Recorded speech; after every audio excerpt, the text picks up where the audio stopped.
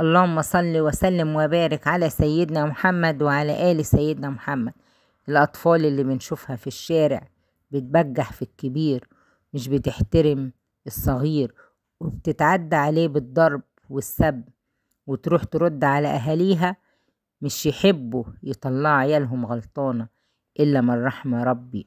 هو ده الجيل اللي هيكبر ويكون في سن ابني وابنك، وهيتعامل معاه، هيتعامل مع جيل فاسد من أم فاسدة معرفتش تربي. سواء الشباب من ابتدائي للجامعة، بقى الصالح منهم قليل والطالح منهم كتير. الأمهات هم السبب في التربية الفاسدة أو الصالحة. الأم مدرسة، إذا أعددت شعبا طيب الأعراق.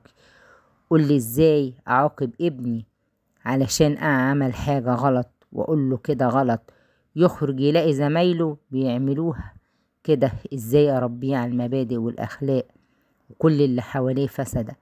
إزاي ابني واللي زيه هيكبر في وسط الفساد ده؟ يبقى إحنا بكده بنحارب الهوى على الفاضي.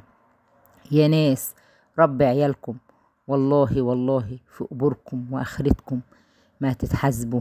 انتوا لبستوهم لبس جديد، ولا أكلتوهم فراخ ولا لحمة ولا حمام؟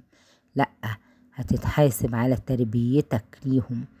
انتم بتصدروا أمراض مش بني آدمين، أمراض نفسية، لأن هم اتخلقوا معرفوش يعني ايه الأخلاق ويعني ايه التربية. وياريت شيوخ الجوامع مسؤولين أمام الله على عدم توعية الأطفال والأهالي. ياريت تكونوا تتكلموا عن تربية الأطفال، وإزاي الأم تتفهم نفسية الطفل عشان ما تصدرش أطفال معقدة نفسيا. والجمعيات والجوامع يعرفوا الأطفال الأخلاق والتربية، والأمهات برضو نوعيهم إزاي تربي ابنك أو بنتك، وإيه الصح وإيه الغلط. الناس دي في رقبتكم يوم الدين، علشان حتى ما عملتوش خطوة فتكون توعية الأهل والأطفال. حتى في المدارس ما بقاش فيه توعية للأخلاق وإزاي أتعامل وإيه الصح وإيه الغلط. بقت خلاص القذارة تفشت كتير دلوقتي. الكبير ما بقاش يحن على الصغير، والصغير ما بقاش يحترم الكبير. يا ناس اتقوا الله وربي عيالكم.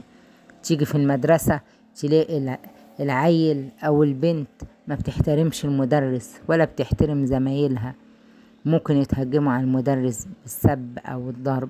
ليه؟ عشان مش متربي كويس في بيته.